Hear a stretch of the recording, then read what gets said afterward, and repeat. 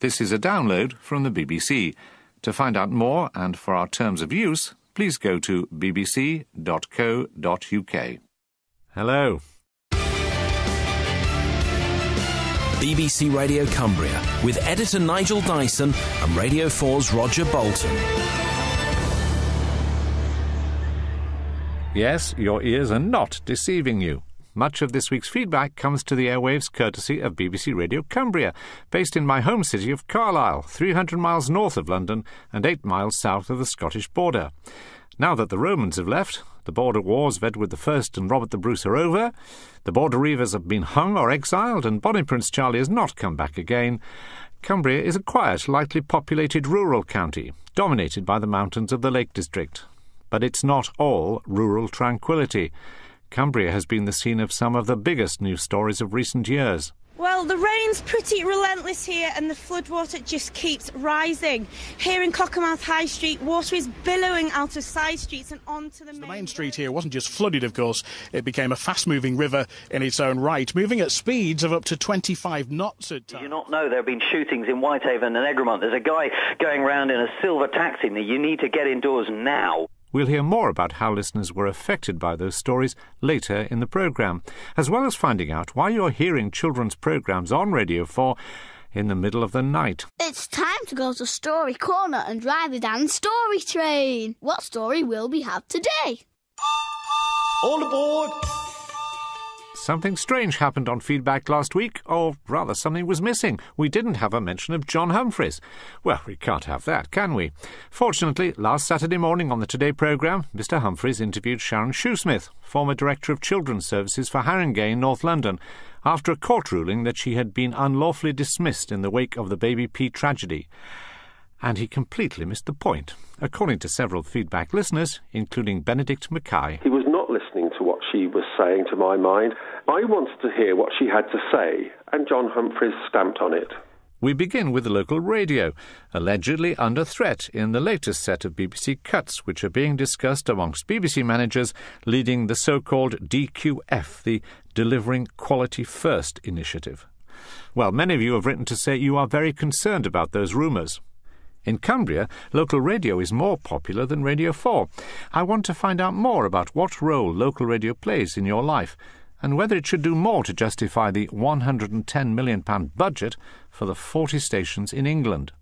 Nigel Dyson, the editor of BBC Radio Cumbria, invited me to join him in a live phone-in for listeners on the station's mid-morning show, hosted by Ian Timms. John, good morning to you. Good morning, Ian. I think the thing about local radio is that you build up audiences who like to hear local presenters and local topics covered. Notably, this time a year ago, the whole West Cumbria shootings, Derek Bird. I thought Mike Parr did a brilliant job on the breakfast show the following morning. This time last year, residents of Whitehaven and the surrounding area found themselves besieged by news reporters when a fellow Cumbrian, a taxi driver called Derek Bird, went on a shooting spree, killing 12 people and injuring 11 more. How important is local radio at a terrible time like that? Feedback's Kate Taylor went to Whitehaven to find out how local residents and BBC West Cumbria reporter Ben Mader heard the news. Well, we're standing at the moment on Lowther Street, right in the centre of Whitehaven. Gorgeous weather, as it was last year on the 2nd of June when all this happened. And there's a lot of people out and about, so you can just see just how many people will have needed to be cleared from the streets. And how big a part do you think local radio played in that, of keeping people updated? Did you get a sense as you were going around sort of reporting on the story that people were glued to their radios trying to find out if it was safe, what was happening? People were listening, even people who don't necessarily listen to Radio Cumbria out of habit were tuning in, because as soon as the police were sending out press releases saying if you're in Whitehaven, stay indoors, the presenters could just read it out on air and people were getting it as quickly as possible. We've just had some information in. This is pretty important. And we'll have more in our news at 12 today. But people in Whitehaven and Egremont are being urged to stay indoors following reports of a shooting in Whitehaven. The police were called to Duke Street just after 10:30. My name's Sue Tomlinson from the Westminster Cafe Bar. And I was at the dentist when a lady came running in and said there'd been a shooting. We were very upset because we heard a name of a shooter, and it was one of our customers who had been a customer for 18 years, who came in nearly every single day for a scone and a cup of tea. You know, obviously, as soon as you hear something, if I'm listening to Radio 1 with my 2 teenage daughters, you quickly press the button in your car because you want to tune into Radio Cumbria. So you did get the news direct, right away. It's what we do. You tune into your local radio stations where you find out if there's been a crash, traffic info, or anything like that. That's what I would do anyways. That's who I would tune to. We're standing in Egremont, which is a town just a few miles away from Whitehaven in West Cumbria, almost exactly where I parked up, having been sent here just a couple of hours after Derek Bird himself had been through. The man they're looking for, 52-year-old Derek Bird from Rowra near Frizington, is believed to be driving a dark grey silver Citroen Picasso ND55 ZFC. All you could see was a shape under a blanket lying on the bridge, and as it turned out, that shape was one of Derek Bird's victims. So what difference do you think it made to the way that you covered the story, the fact that you are a local reporter rather than someone coming in from a national network? I think just because you're here all the time, you do know the area better. You might not know the people individually all, but you by and large, you know what they're going to be like. You know how to approach them. So that certainly helped. And then in the aftermath, really, of the shootings, the weeks that followed, some journalists, some reporters, some of the papers, I think more than anything, started getting nosier, I think, than people would like, and were looking for the kind of sensationalist stories, which we were told, actually, from the start, we're not knocking on people's doors, on relatives' doors or anything like that. We're just sticking to the facts, really. And I think that made a difference down the line, because you could go to people and you could say, I'm from BBC Radio Cumbria, I'm not here to rake up some sort of scandalous story, because I don't want to alienate the people who listen. And I think in the longer term that localness certainly helped. Kate Taylor was talking to Ben Mader and to Sue Tomlinson. Back in the phone room at BBC Radio Cumbria, just over 30 miles north in Carlisle, we were debating the idea of sharing afternoon programmes with other local stations. BBC Radio Cumbria with Ian Timms. BBC Radio Cumbria. Let's go through some of the few messages that have come in on this so far. Pat Jones is in Finsthwaite, and Pat says, Dear Radio Cumbria, I think that local radio is very important, an essential part of keeping a community together, particularly in a rural area. Many years ago, when we lived in the south, I was a great fan of Radio Berkshire. Then it was amalgamated with Radio Oxford, and almost overnight lost its appeal simply because it was covering a much bigger area, and the news items and information became, less local. Where would we have been in Cumbria without local radio when we had the crisis of foot and mouth, the flooding, the list goes on? On FM, AM and online. This is BBC Radio Cumbria. If you're off the air, you obviously can fire up your news machine, but presumably it takes time. It does take time, and yes, I carry all the contacts of every member of staff and freelance in the patch, so you can call people in. But the beauty at the moment is you have a ready-made infrastructure to deal with such problems. And in my view, that's why local radio, another reason why local radio exists, to be able to serve the county with those unique public service occasions when it merits it, and instantly, which is still written into the licence fee, that we are able to provide those public service messages for the emergency community. Brian in Kendal says, leave morning programmes alone, they're first class. Could share afternoons, though. Claude from Bekermet, I love this, on the subject of should we share programmes with Radio Lancashire. Of course, Claude sees it in a particularly Cumberland way. Why can't Lancashire share with us? Why should we go off the air? Can't they just take our programme? More from Cumbria later. Of course, BBC Local Radio is not the only thing you've been in touch about. Last week, many of you were annoyed about the, shall we say, abrasive style employed by Moral Maze interrogator Melanie Phillips, who many of you thought pushed persistence to the point of rudeness when cross-examining Elizabeth Head of the London Slut Walk. I put your concerns, vigorously, to Christine Morgan, the executive producer of The Moral Maze. One feedback listener said I was not the model interviewer. Howard Salmon here from Darlington. I'd just like to phone in defence of Melanie Phillips. I heard last Friday's feedback, and I felt that some of the criticism wasn't founded. I thought that the interview conducted by Melanie Phillips was quite fair. And equally, when Roger Bolton was interviewing the lady from the Moral Maze, I felt that he was too aggressive in his manner to her. Thank you. At least I didn't get as many complaints as Today presenter John Humphreys. His interview last Saturday with Haringey's former leader of Children's Services, Sharon Shoesmith, prompted many emails to feedback. My name's Lois Lodge, and I don't think she got a fair hearing, really. The reason I was cross is because I'd seen her interviewed on television, and she actually came up talking about the damage that had been done to social work and social workers from the treatment of her. So how much of the blame does attach to you? I'm not in the blame game. I don't do blame. Well, and this is the problem. When a child dies, you don't do blame? So the nation does. The nation really wants to know, not just... My name is Raoul Delabet-Boyer. What was so unpleasant about the interview was the way he seemed to set himself up as some sort of public prosecutor. His job it was to hound Miss Shoesmith into some sort of public confession. And instead of getting the answers that we might have wanted, all he got was her sounding defensive. But, you say responsibility. There are three big agencies here. There are social care, there's police, and there's health. And we're talking about yours, the overarching authority. But you have got to look wide. My name is Benedict Mackay. He was not listening to what she was saying, to my mind. He could have developed some really useful and informative points. As it was, we got a lot of bluster, some bullying. I wanted to hear what she had to say, and John Humphreys stamped on it. I would have liked the chance to give Mr. Humphreys a grilling, even if I would have ended up as toast. But it was not to be. We were given a statement instead. The Today programme covered the Sharon Shoesmith ruling extensively on Saturday. There was an item specifically looking at the details of the case and the proceedings, and a discussion about the wider legal importance of the ruling, including Ed Balls' reaction to it. The interview by John Humphreys examined Sharon Shoesmith's role and views on the Baby P case.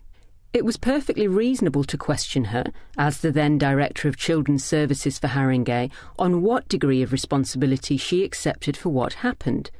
Sharon Shoesmith had the opportunity to put her views across in detail, including what she thought of Ed Balls' reaction to the case. Well, I'll be visiting the Today programme later in the series, so hopefully I'll be able to put some of your points directly to the team then. In the meantime, if you've got views on how BBC Radio, national or local, covers any subject, then please get in touch with me. You can write to feedback at PO Box 67234, London SE1P 4AX, or leave a phone message on 03333 444 544. Standard landline charges apply, but it could cost more on some mobile networks. Or you can email feedback@bbc.co.uk. All those details can be found on our website. Also on last week's programme, we were talking about radio for children, or rather the lack of it, now that Radio 4 Extra has scrapped most of its children's programmes due to what it says is a lack of interest, and the fact that the average age of the few who did listen was over 40. But it seems those lost CBeebies programmes have popped up somewhere else, in the middle of the night. Elizabeth Wallace from Brighton and a rather tired-sounding Steve Pottinger have been listening. For some time now, if I wake up at 3 o'clock, I get a schools programme, and now at 2 o'clock in the morning, I get CBeebies. And I can't understand it because it isn't in the Radio Times listings. So I'm not very happy about it, but I would like to know how it's come about and whether I ought to retune or do something in order to have a more peaceful night. Thanks very much. Bye. People that listen to CBeebies should be asleep, and hopefully that teachers would equally be asleep. How many people sort of CBeebies age are going to be listening to the radio at, what is it, 2, 3 in the morning? 2 and 3 o'clock in the morning? I know it's often difficult to get children to go to bed, let alone to sleep, but are there really gangs of nocturnal toddlers out there crowding round their digital radios in the small hours?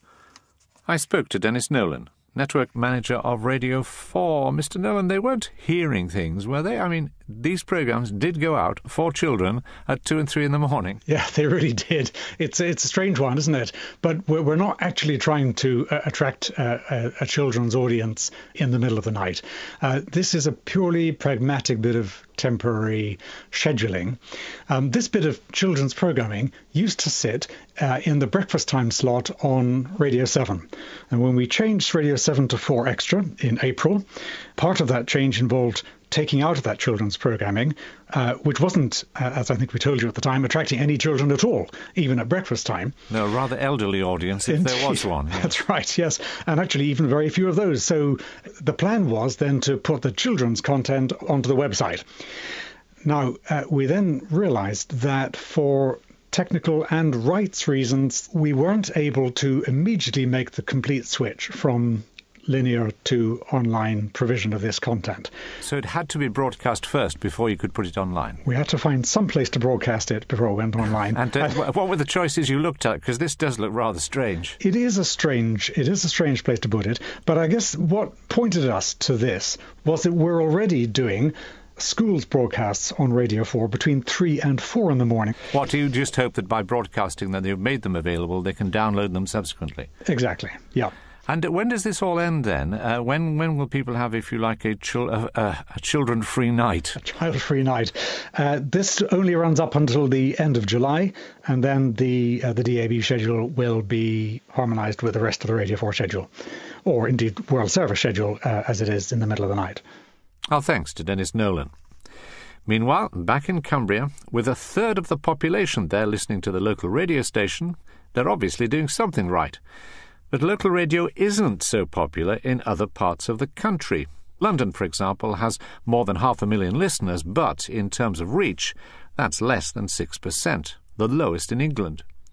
Others who are struggling to win large audiences include big city stations like BBC WM in the West Midlands and BBC Manchester, which perhaps explains why the feedback postbag is not uniformly supportive of local radio. My name is Mick Penning. I'm calling from Stoke, North Staffordshire. They've introduced presenters from outside the area. So they aren't going to sort of be right there in the psyche of what a Stokey is, North Staffordshire people. You know, it could be somebody doing it from Cornwall. They just happened to got off the train in Stoke and decided I'm going to do a programme about one of the towns in Stoke. Des Moore, phoning from the Isle of Skye. I was very, very disappointed to hear a senior BBC executive attempt to justify spending of £110 million per year on local BBC radio. He used phrases such as people want to belong and people want to engage in local faith. But I think this is inappropriate in this day and age. Mr. Holdsworth is, in my opinion, living in the past. So, how will BBC Local Radio fare when the cuts are announced? The heads of what the BBC calls its 9 DQF work streams are currently making their pitches to the Director-General Mark Thompson, who will then discuss them with staff and then make his recommendations to the BBC Trust. BBC Radio Cumbria reckons it's doing its bit to justify its public service broadcaster remit, but what if it did have to share its afternoon programmes and just concentrate on peak times?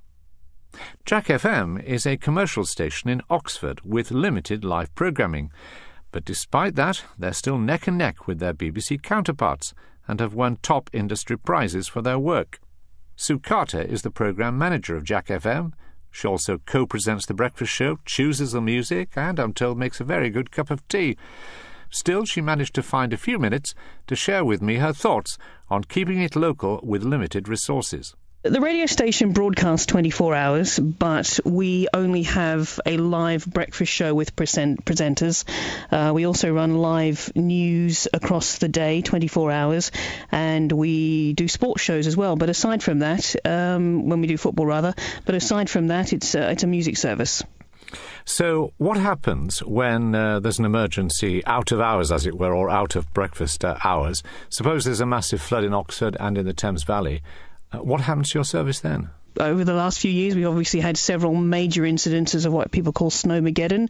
I'm part of the breakfast show, so there have been many occasions where we have just stayed on the air literally from 6 a.m. to 7 p.m. and such. But if you were sent down into Radio Oxford with a rather sharp scalpel and told to take out some, well, fat if you can find it, do you think you would find any?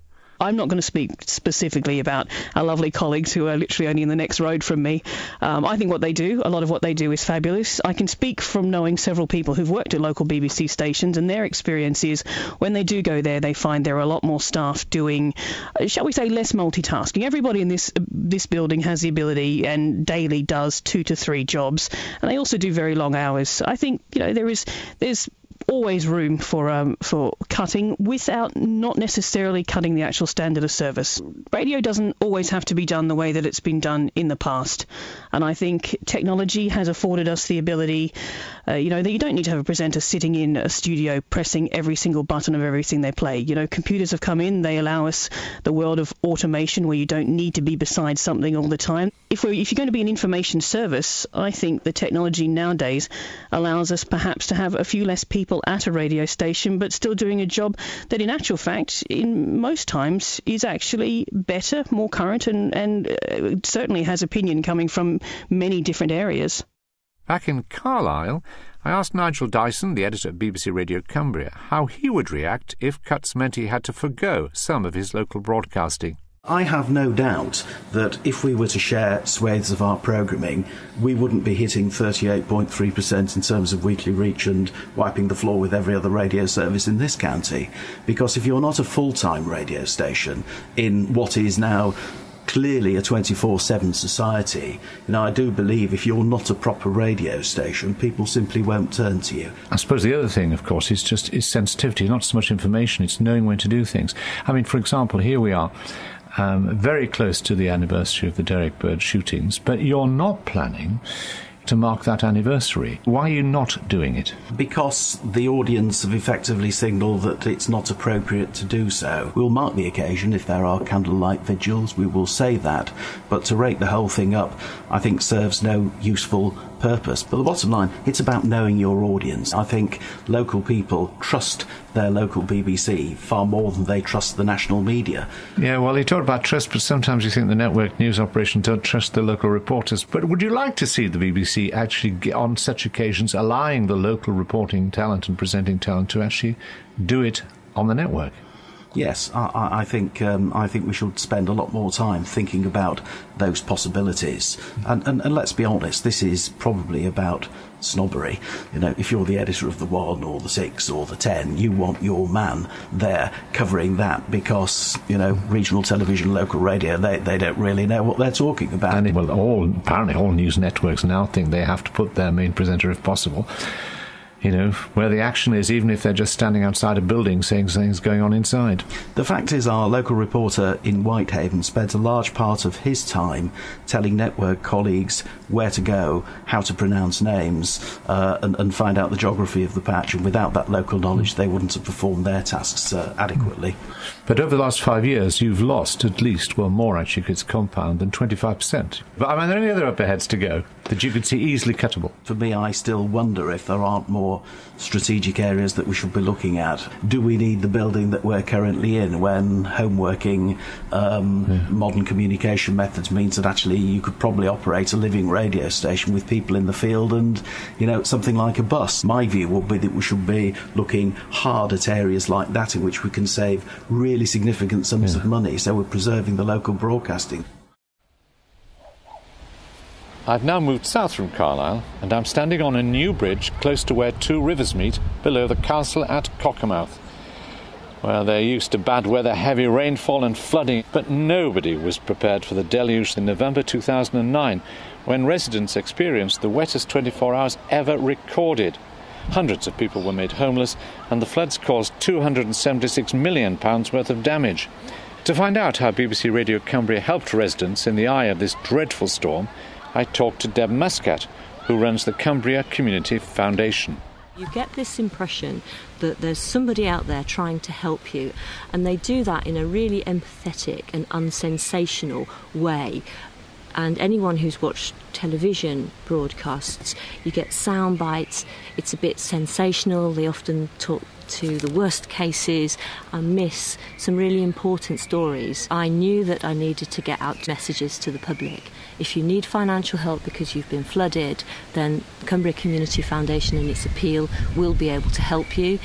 And the local radio ran that story repeatedly for weeks and weeks and weeks. And it became what? A sort of 24-hour, if you like, flood service? It appears that because we've had 3 emergencies in the county, they've got it off pat now, that they just know, right, OK, things are bad, we've got a job to do, and our job is to provide information to as many people as we can. And I've seen in Cockermouth an instruction sheet, what to do in emergency, and it's there.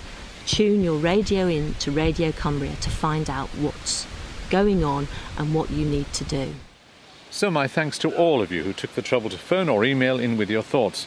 We'll see who's listening when BBC Management announces later this summer which areas of the corporation, if any, are facing the chop. Now, we've almost finished our special programme from Radio Cumbria, and I still haven't mentioned the station's lamb bank. Lamb bank? Yes, the sheep variety. Here's presenter Gordon Swindlehurst. What's going on here now? Well, I've just been putting 2 lambs onto this house. Her own lamb didn't get up. Well, it's got up now, but we had to get 2 lambs onto it. Started off in the very early 70s. I mean, the thing's been going almost as long as BBC Local Radio, to be honest. And it was the BBC's original listener-driven service. And basically how it works is sheep, by and large, not every sheep, give birth to 2 lambs. If one dies, you've got a sheep with too much milk. If the ewe dies, you've got lambs with no mother. So you need a replacement mother for the lamb or a replacement lamb for the mother. And basically farmers got in touch with the radio station back in the old days and said, can you help us out here? And the lamb bank was born. If there's plenty of milk, they'll take lambs there. When they have no milk, they don't like lambs. It's nature's way. The lamb bank itself, on a good year, will have saved, certainly getting on for 2,000 sheep, or have not saved them, but given them new mummies or new babies. Somebody rang Defra and asked them if I could shift some mules. And Defra said, this was in the foot and mouth. It's a bit like the shipping forecast, isn't it, on BBC Radio 4? Some people listen, not because they've got an interest, but because they like the flow of the words. If we tried to stop it, it wouldn't be the farmers who said, you can't do that. It would be the non-farming community who'd say, but it's the land bank. We like to listen to that. My thanks to Gordon Swindlehurst. This time next week, I'll be talking to the head of 5 Live, Adrian Van Claveren, so please let me know what you'd like me to ask him. Meanwhile, I've got some unfinished business at the bank. Goodbye. Should do more to justify the £110 million budget for the 40 stations in England. Nigel Dyson, the editor of BBC Radio Cumbria, invited me to join him in a live phone-in for listeners on the station's mid-morning show, hosted by Ian Timms. John, good morning to you. Good morning, Ian. I think the thing about local radio is that you build up audiences who like to hear local presenters and local topics covered. Notably, this time a year ago, the whole West Cumbria shootings, Derek Bird. I thought Mike Parr did a brilliant job on the breakfast show the following morning. This time last year, residents of Whitehaven and the surrounding area found this is a download from the BBC. To find out more and for our terms of use, please go to bbc.co.uk. Hello. BBC Radio Cumbria with editor Nigel Dyson and Radio 4's Roger Bolton. Yes, your ears are not deceiving you. Much of this week's feedback comes to the airwaves courtesy of BBC Radio Cumbria, based in my home city of Carlisle, 300 miles north of London and 8 miles south of the Scottish border. Now that the Romans have left, the border wars of Edward I and Robert the Bruce are over, the P tragedy. And he completely missed the point, according to several feedback listeners, including Benedict Mackay. He was not listening to what she was saying, to my mind. I wanted to hear what she had to say, and John Humphreys stamped on it. We begin with the local radio, allegedly under threat in the latest set of BBC cuts, which are being discussed amongst BBC managers leading the so-called DQF, the Delivering Quality First initiative. Well, many of you have written to say you are very concerned about those rumours. In Cumbria, local radio is more popular than Radio 4. I want to find out more about what role local radio plays in your life, and whether its border reivers have been hung or exiled and Bonnie Prince Charlie has not come back again. Cumbria is a quiet, lightly populated rural county, dominated by the mountains of the Lake District. But it's not all rural tranquility. Cumbria has been the scene of some of the biggest news stories of recent years. Well, the rain's pretty relentless here and the floodwater just keeps rising. Here in Cockermouth High Street, water is billowing out of side streets and onto the main street here wasn't just flooded, of course. It became a fast-moving river in its own right, moving at speeds of up to 25 knots at times. Did you not know there have been shootings in Whitehaven and Egremont? There's a guy going around in a silver taxi. You need to get indoors now. We'll hear more about how listeners were affected by those stories later in the programme, as well as finding out why you're hearing children's programmes on Radio 4 in the middle of the night. It's time to go to Story Corner and drive the Dan Story Train. What story will we have today? All aboard! Something strange happened on Feedback last week, or rather something was missing. We didn't have a mention of John Humphreys. Well, we can't have that, can we? Fortunately, last Saturday morning on the Today programme, Mr Humphreys interviewed Sharon Shoesmith, former Director of Children's Services for Haringey in North London, after a court ruling that she had been unlawfully dismissed in the wake of the baby